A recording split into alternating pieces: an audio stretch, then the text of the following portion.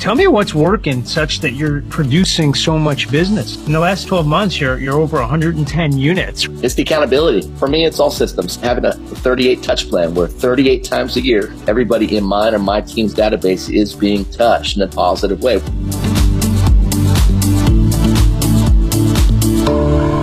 Help me with your journey, man. How did you end up becoming a real estate agent? Spent my career and studied up to be a corporate accountant, a forensic accountant for a manufacturing firm. I thought that was my career. I was capping out about $75,000 a year, $80,000 a year. I even had an interview with like the Treasury, and they were going to offer me benefits at $110,000. And I thought that was my life. I loved accounting. I ate and breathed it. Systems, protocols, forecast. It's what I loved. I loved going and finding the problem in something and bringing a solution to the table for the executive team. And so did all that, got my, was an undergrad, went to grad school, started my CPA exam in Texas. I didn't get my license as a CPA. I was studying for my exam back in 2011, went through a horrific tragedy. There was a construction accident, broke almost every bone in my body.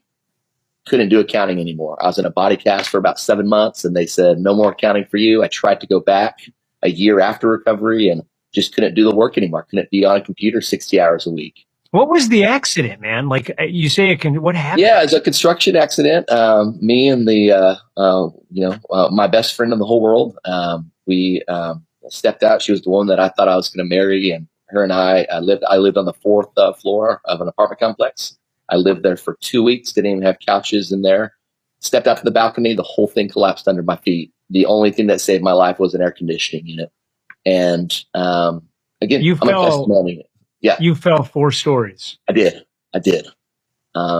Testimony. Like I said, the AC turned into an accordion. I fell and it took all my impact, but it took me in this journey, the start of this journey that made me the fighter that I am in my business, in my life.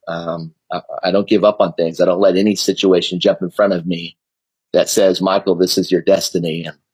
Talk to me about the 8 months that you spent healing. You're in a body. It was tough. Yeah. Body, mental. I mean, at the end of the day, prescription painkillers, that's a real thing. That's a real addiction. I'd never taken painkillers in my life, but I mean, just to go to sleep at night from the bones recovering was just brutal. A lot of challenges, a lot of roads, but God has helped me get through this, and the people and the family surrounding me kind of, just put me in a position where I just wanted to live again. What happens next?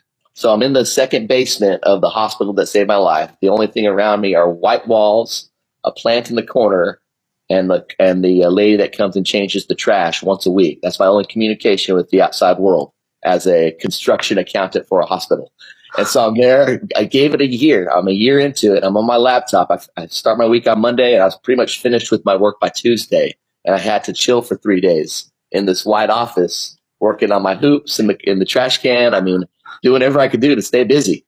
And I'm looking at my cousin online on her computer, like I'm on Facebook or social media, just absolutely crushing it in real estate, absolutely crushing it every day, and kind of just taking these milestones in her career. I think she was in business at she was 18 years old, but I mean, she just built this powerhouse team. And at the age I was, when all this happened, I think I was probably around 26 or 27, and she was about 31, maybe 30, just a few years older than me. And when I saw what she was doing, I said, wow, this is something that I love. And I just gave her a call. She said, come out for 1 weekend, spend a Saturday with me. It's a Friday or Saturday. I went out to San Antonio, spent 8 hours with her, and saw how she ran this mega team from this office space. And she had these systems of lead gen it was systemized. I sat on like 4 listing appointments with her within about like an hour, 45 minutes. And it was like, bam, bam, bam, like all 4 taken. And the way that she moved and orchestrated her team, I said, wait a minute, this is all a system. This is what I'm good at. I was licensed in 2 weeks and came to Dallas, and I've lived in Dallas, but came back to Dallas, was licensed in 2 weeks after that. And the rest is history. This is a career that I've grown to just have such a passion for. So you go back, you join KW, I'm assuming, right off the break. Not right out of the gate. I went and tried to train with KW, but I was, a new agent, new in the business. I had a friend that, made a lot of promises and said, Mike, this is where you should go. I'm going to walk you through all of your contracts. We're going to take good care of you. I went to a local, more boutique brokerage that my buddy was a broker of in the beginning. soonly realized there was not that training, not that support in place. There was not that culture in place. Everything was take, and really no learning. I mean, I learned all of my own contracts in the beginning through YouTube late at night, trying to figure it out on my own. And that's just kind of the reality. And, when I'm looking at my numbers that come out of all this, I'm like, great, yeah, 2 real estate transactions closed and a lease my first year in the business. This is amazing, right? And one of those deals, another agent took from me within the brokerage because I was on my honeymoon, and she came in and got a rep agreement signed and took them from me. So I was like, wow, I'm in a brokerage that just takes. I got to change my life a little bit. I said at that point in time, I was coaching at the time with Tom Ferry's organization. I was with them for about 2 or 3 years. And right when I first started, they brought over the top producer in our marketplace, brought her to the stage. And I said, I'm going to go have coffee, and I'll join her team. I'll join her team next week. Literally asked her to join. I was maybe joined and signed up with a Remax outfit 3 to 4 days after I saw her. She got me right into systems, lead gen, accountability. And again, she was a primary Zillow agent. 150% of her stuff came from Zillow. Wow. So I needed to be a master of the scripts right out of the gate if I wanted to commit and be a part of, my growth, to start my journey. Every year I was with her from year one. I think I had like 52 deals, 60, 70, 80 deals with her when I started taking listings. I was with her for about 2 years, and then decided to, again, take this to a different level, turn up the heat on the luxury side of the market, and really start building my own team so that I can essentially have that culture. There was no better fit for that area to establish that culture and establish that team than Keller Williams. And so I came back to my team lead here, who approached me early on, and came back. I said, okay, here I am. Let's start the journey together. Tell me what's working such that you're producing so much business. I mean, in the last 12 months, you're over 110 units, right? I mean, like, this thing is taking off. What is it that's making it rain? It's the accountability. It's MAPS coaching, for sure. I said that was the best decision of my life. Again, Alexis said, hey, I need you to go talk to this MAPS coach. You need to get on the train. I said, okay. I listened to her. I keep myself accountable, listening to her, following her guidance on things. But my first beat out of MAPS coaching, I was with Jeannie Osnes, and just the power in that woman's mind, and just the way that she sees things systematically, and the way she sees cost and the overspending. It was right out of the gate. I mean, my first year with her, I was a $30,000 a month Zillow spender, turned into, and that was 70% of my GCI was all from Zillow transactions. Dropped it 100%. That literally within 3 months of work with Jeannie, Zillow's gone out the door.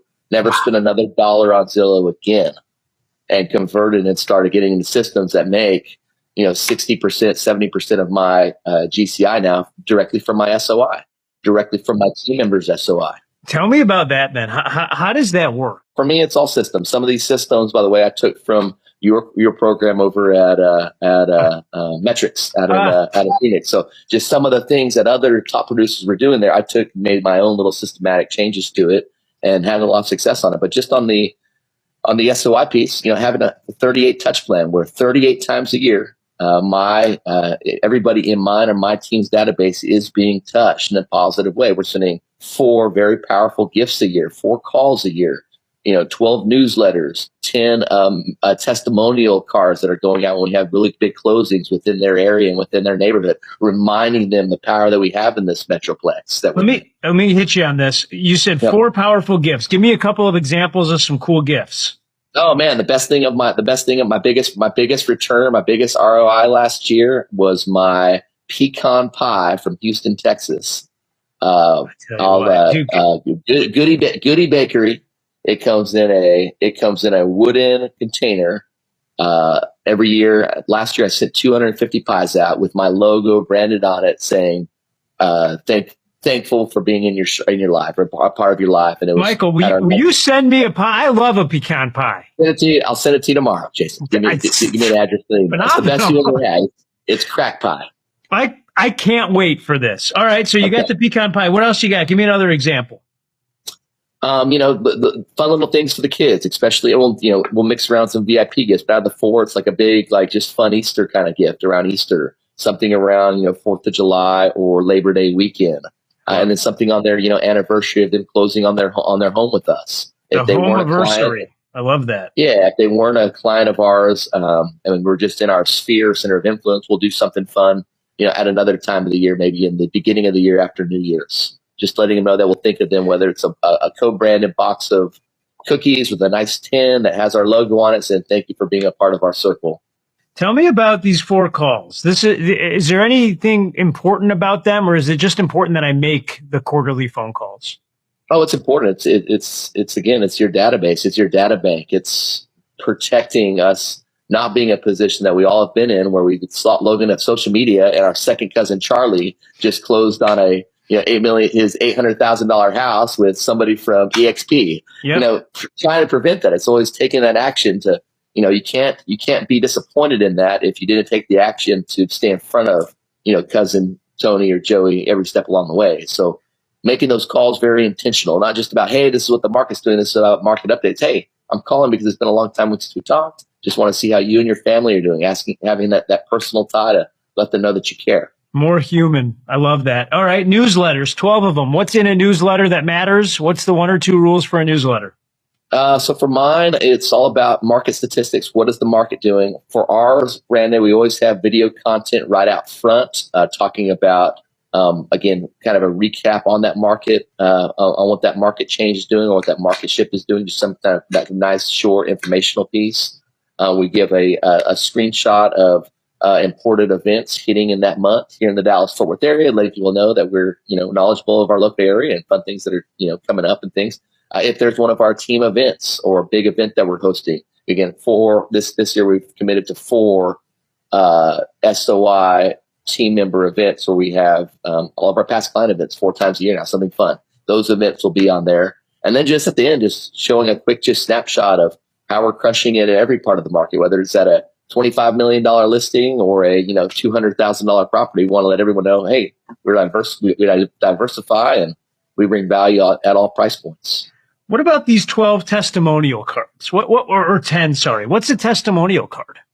Testimonial cards, if we have a pending or something, once it goes pending status, automatically a trigger is pulled where the director of operations and my listing manager will send and pull city by city. So every one of my clients in a 10-mile vicinity of Keller, Texas, there's probably about 5 to 6 surrounding cities to Keller. If one of our past clients hit in that target zone, that radius, they're also getting looped into that automatic, geographical type of farming, program, so that we're getting that postcard and testimonial that's branded to the team out. I love that. Okay. And then these 4 client events, any 1 or 2 things I need to know about a client event, or is it what I think it is? Yeah, just something fun. Again, make it more personal. Don't make it about selling. I think on Christmas we really crushed it last year. We had Santa Claus and a professional photographer and a cappuccino cart and a machine, and it was all about just harnessing relationship and showing people that we care. We're not just real estate agents, but then that natural conversion just started happening right away. You're at $1.5 million GCI year to date. I mean, things are good. And that's just year to date. That's not pending. So I'm on track. I'm on track for 100 million in sales, 120 million in sales if everything closes. So I expect that number. Like I said, I have close to about 950,000 pending right now. We have a lot of new construction stuff in the pipeline. How has money changed the way that you're living, or has it? It's allowed me to support and care for the most important thing in my life, which is my family, and give them the life that they deserve. Give my wife the life that she deserves. Give my kids the life that they deserve, and again, just be a better caretaker. Give them a future. Like just being able to know that when my kids go to college, they're going to go to any school that they want because I'm funneling their college fund, with 12 to 20,000 a year right now. Just really kind of taking those steps. I'll tell you what, man. This is it's inspiring. So now that you're hitting that 120 million, do you feel like you've arrived, or do you feel like you're just getting started, or do you feel like I feel like I'm just getting started? I really am. I'm going to be pursuing some expansion pieces down in Houston. I believe at the end of the year on the luxury side, we have some big connections in Houston and Austin as well. So get ready for me next year. You'll see me in a couple different cities in there. Oh, you're still here. This was when the credits roll and you're waiting to see the cliffhanger for the next movie, just like in a superhero movie, and that would make me the superhero. Let me tell you what happens next. More great content. You want to make more money, have more time, click here. That's it.